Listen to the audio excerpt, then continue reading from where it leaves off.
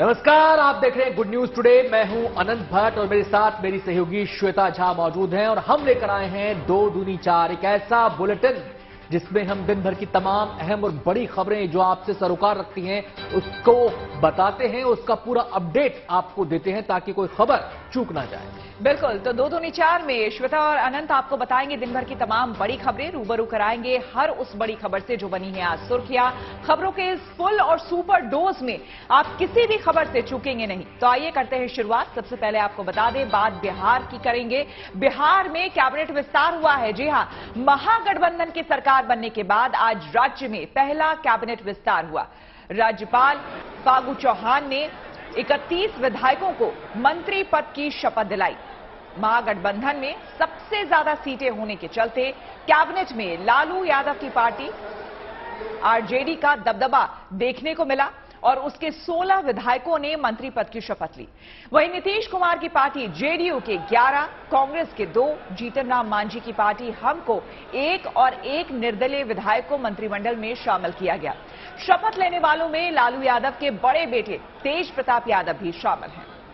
महागठबंधन की इस नई सरकार में सामाजिक समीकरणों को ध्यान में रखकर मंत्री पद दिए गए हैं। सभी जातियों को प्रतिनिधित्व देने की कोशिश की गई है। हालांकि सबसे ज्यादा फोकस ओबीसी और ईबीसी पर किया गया है क्योंकि बिहार की सियासत में ये खास मायने रखते हैं दोनों ही वर्ग, ओबीसी एंड ईबीसी। एनडीए गठबंधन के मुकाबले अगड़ी जातियों का प्रतिनिधित्व इस बार घटा है। पिछली बार अगड़ी जातियों के 11 मंत्री थे जो इस बार घटकर 6 हो गए हैं। शपथ ग्रहण के कुछ देर बाद ही विभागों का बंटवारा भी हो गया। मुख्यमंत्री नीतीश कुमार ने अपने पास गृह मंत्रालय को रखा है। आपको बता दें कि गृह मंत्रालय को लेकर तमाम तरह के कयास लगाए जा रहे थे। जिस समय गठजोड़ की बातें पर्दे के पीछे चल रही थी उस समय यह भी कहा जा रहा था कि तेजस्वी ने शर्त रखी है कि गृह मंत्रालय उनके पास रहेगा, लेकिन जब विभागों का बंटवारा हुआ तो गृह मंत्रालय नीतीश कुमार के पास ही है। इसके अलावा सामान्य प्रशासन समेत 5 विभाग नीतीश कुमार ने अपने पास रखे हैं, जबकि तेजस्वी के पास स्वास्थ्य, पथ निर्माण, नगर विकास और ग्रामीण कार्य का जिम्मा है। लालू यादव के बड़े बेटे तेज प्रताप को पर्यावरण, वन एवं जलवायु परिवर्तन विभाग मिला है। सब लोगों के विभाग की भी घोषणा हो जाएगी और आपको आज बता दें कि आज ही हम एक बार फिर पूरे कैबिनेट की भी बैठक करेंगे, तेजी से काम करेंगे। इस सरकार जाने वाली है, आते के साथ जाने वाली है। बहुत दिन तक की सरकार चलने वाली नहीं है और खास तौर पर नीतीश जी का जो लोगों ने देखा है, हम आज के दिन में बहुत कुछ टिप्पणी नहीं करना चाहते हैं, दूसरे काम में आए हैं। अब मैं जो भविष्यवाणी कर रहा हूं, देखिएगा इनर कंट्राडिक्शन आज से ही प्रारंभ हो गया है।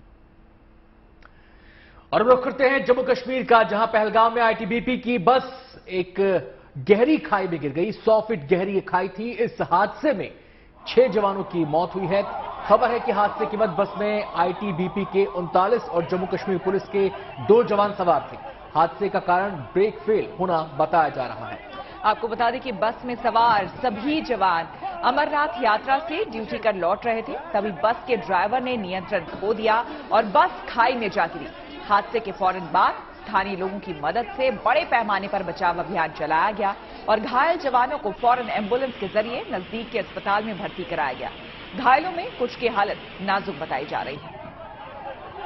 तो आपको बता दें, लगभग 100 फीट गहरी खाई में ये बस गिर गई जिसमें आईटीबीपी के जवान मौजूद थे और जो नजदीकी लोग थे उन्होंने काफी मदद की है। लेकिन आपको बता दें, ये बहुत बड़ी दुर्घटना है। अमरनाथ यात्रा से ये सभी जवान आईटीबीपी के जो हैं वो वहां पर ड्यूटी करके वापस लौट रहे थे और जो खबर है उसके मुताबिक इस हादसे में 6 जवानों की मौत हो गई है। इसके अलावा आईटीबीपी के 39 और जम्मू कश्मीर पुलिस के 2 जवान इसमें सवार थे। हादसे का कारण बताया जा रहा है कि ब्रेक फेल हो गया जिसकी वजह से ये बस खाई में जा गिरी। इस बस में 39 आईटीबीपी के जवान सवार थे। इसके अलावा 2 जम्मू कश्मीर पुलिस के भी जवान इसमें सवार थे। 6 की मौत हुई है। कई जवानों की हालत गंभीर बताई जा रही है। आईटीबीपी के पीआरओ इस पूरे हादसे के बारे में क्या जानकारी दे रहे हैं, आइए देखते हैं। हमारे जवान आज वापस लौट रहे थे चंदनवाड़ी से पहलगाम की तरफ और लगभग पहलगाम से 6 किलोमीटर पहले जो बस थी उस पर चालक का नियंत्रण खोया। कारणों का पता बाद में लग पाएगा, लेकिन लगभग 40 लोग सवार थे जिसमें कि आईटीबीपी के 37 जवानों की मुझे सूचना है जो उस बस में सवार थे। और ये बस नीचे गिरी है लगभग 60 मीटर रिवर बेड पे और बस काफ़ी क्षतिग्रस्त हो गई। बस के साथ जो आगे पीछे हमारे जवान चल रहे थे, जो बसें चल रही थीं और बाकी का भी जो हमारा कॉन्वॉय था, उसमें जवानों ने रश किया और लोगों को तुरंत निकाला और लोगों को कोशिश की कि कम से कम नुकसान हो। उनको ऊपर सड़क मार्ग पर लाया गया और वहाँ से एम्बुलेंसेस के माध्यम से हॉस्पिटल्स में भेजा गया है। दुर्भाग्यपूर्ण तरीके से हमारे 6 जवानों की इसमें मृत्यु की मुझे भी सूचना मिली है। और अब खबर बाढ़, बारिश और रेस्क्यू ऑपरेशन से जुड़ी हुई है। आपको बता दें कि पहाड़ से लेकर मैदानी इलाकों में मूसलाधार बारिश का दौर नहीं थम रहा है। मध्य प्रदेश में लगातार बारिश से कई जिलों में फिर से हालात बिगड़ने शुरू हो गए हैं। हम आपको मध्य प्रदेश के 2 जिलों राजगढ़ और सीहोर की तस्वीरें दिखा रहे हैं। पहली बात राजगढ़ की करते हैं, जहां जोरदार बारिश से नदी नाले उफान पर हैं और इनके पानी ने रिहायशी इलाकों में घुसकर जनजीवन को खासा प्रभावित किया है। सबसे ज्यादा खराब हालात निचले इलाकों में हैं। लोगों के मकानों और दुकानों में पानी घुस चुका है। राजगढ़ के नरसिंहगढ़ इलाके में महादेव की पहाड़ियों पर 10 से 12 लोग पानी के तेज बहाव में फंस गए, जिन्हें लोगों की मदद से बचा लिया गया।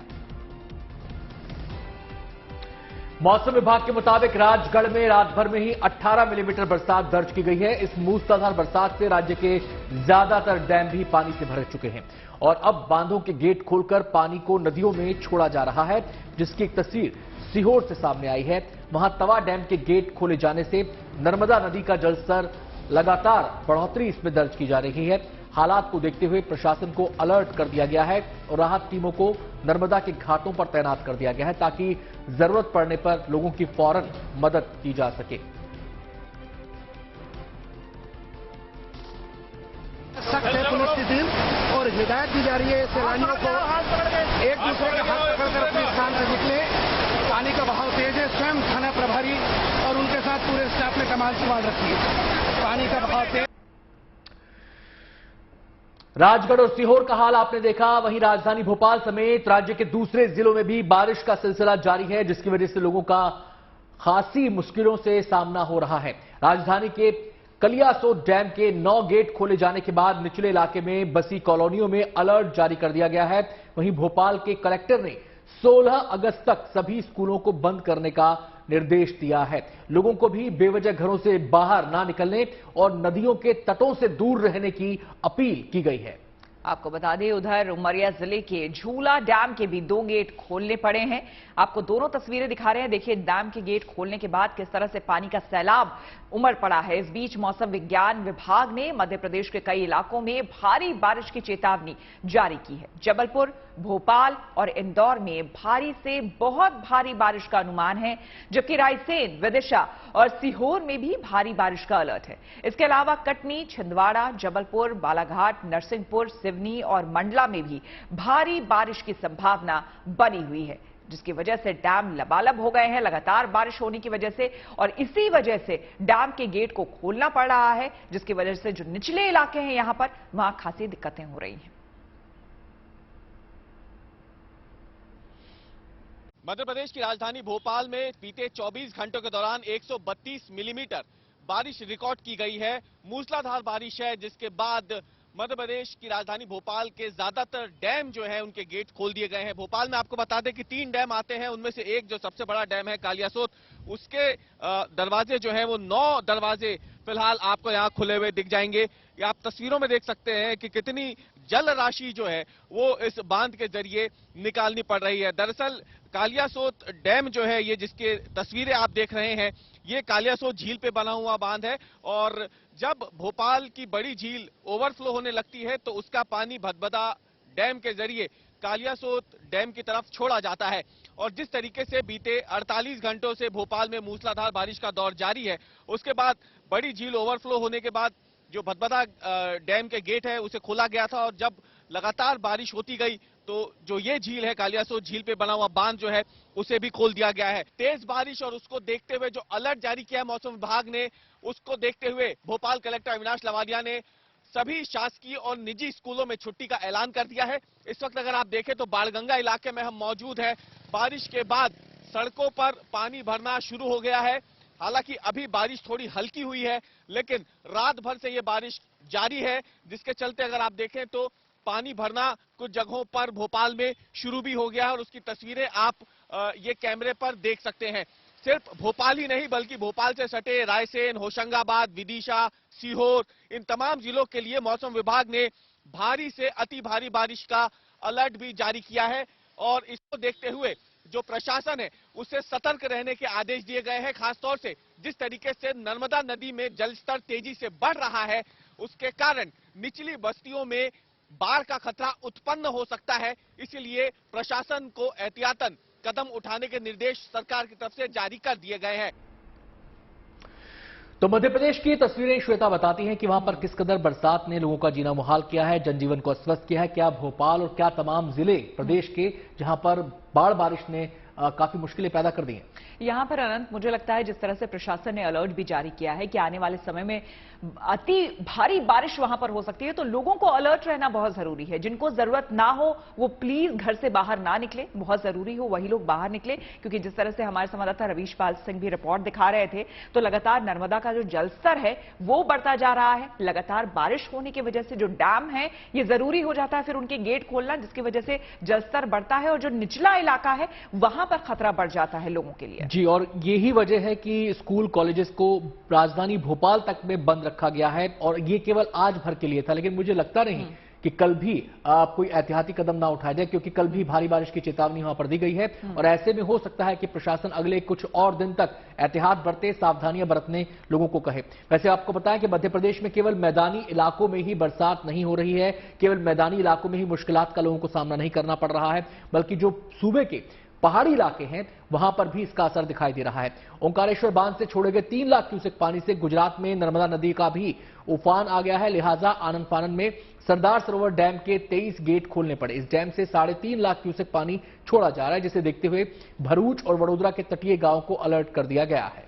बिल्कुल, वहीं आपको बता दें दक्षिण गुजरात में लगातार हो रही बारिश से भी कई जिलों में बाढ़ जैसे हालात बन गए हैं। सूरत से होकर बहने वाली मीठी खाड़ी के जलस्तर में भी लगातार बढ़ोतरी हो रही है और अब इसका पानी रिहायशी इलाकों में भी दाखिल होने से लोगों की परेशानी बढ़ गई है, क्योंकि कुछ इलाकों में 2 से 3 फीट तक पानी भर चुका है। शहर के निचले इलाकों में तो सड़कों का दिखना तक बंद हो गया है। देखिए तस्वीरें, और लोग आपको बता दें कि अपने घरों में कैद रहने को मजबूर हैं।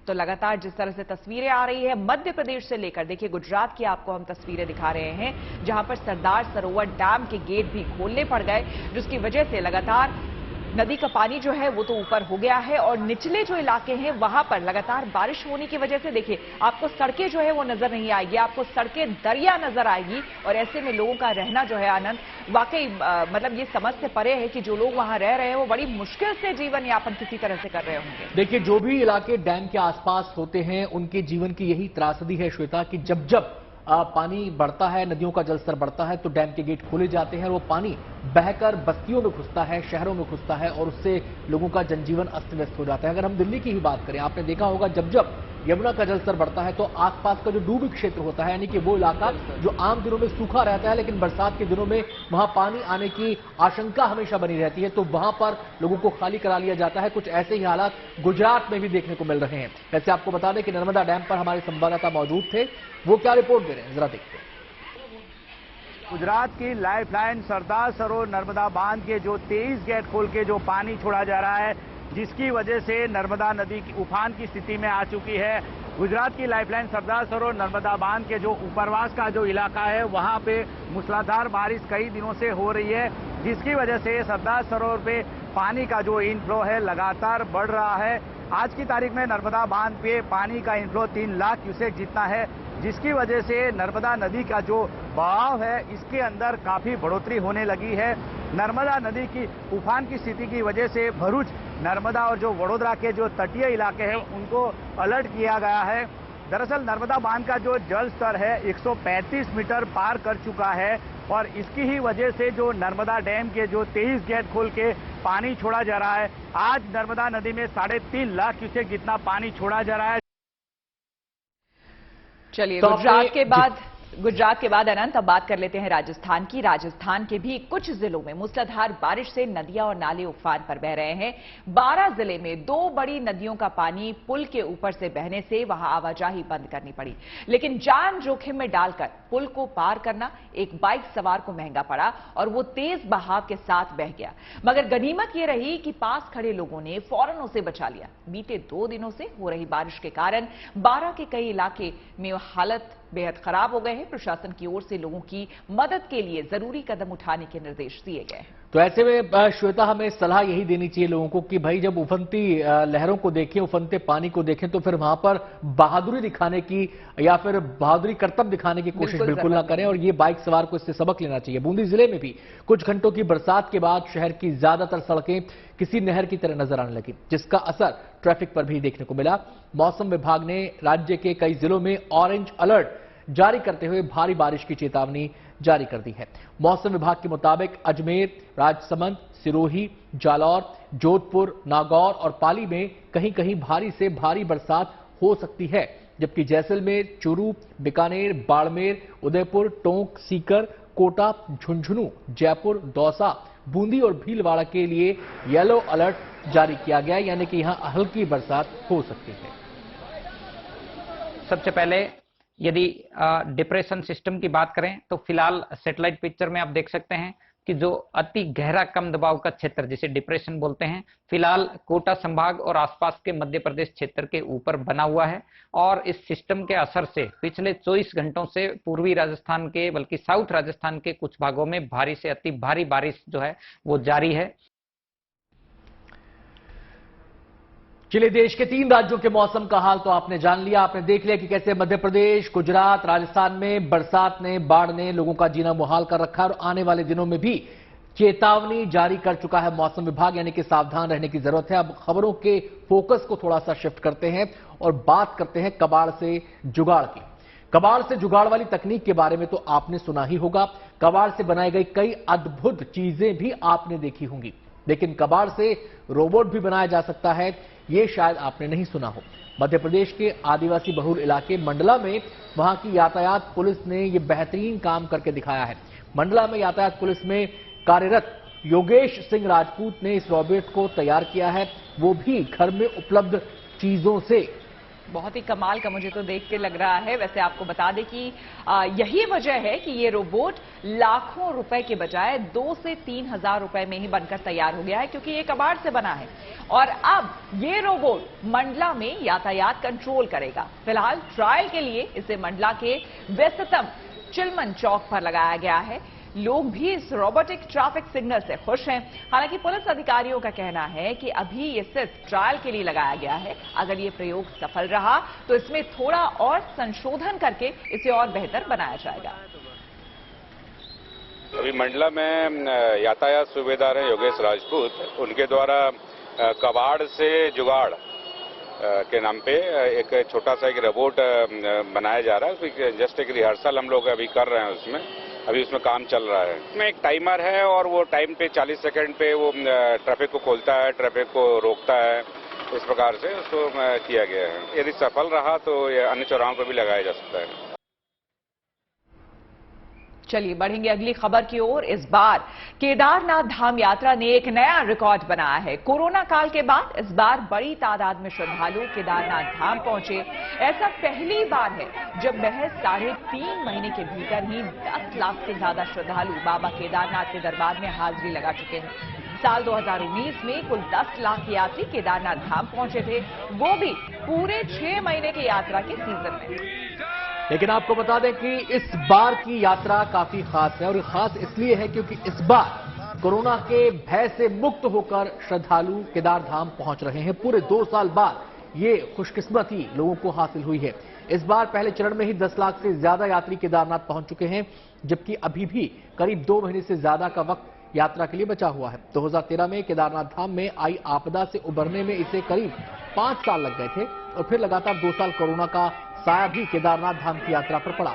हालांकि इस बार यात्रा न सिर्फ अच्छे से चल रही है, बल्कि केदारनाथ धाम यात्रा ने सभी पुराने रिकॉर्ड्स को ध्वस्त कर दिया है।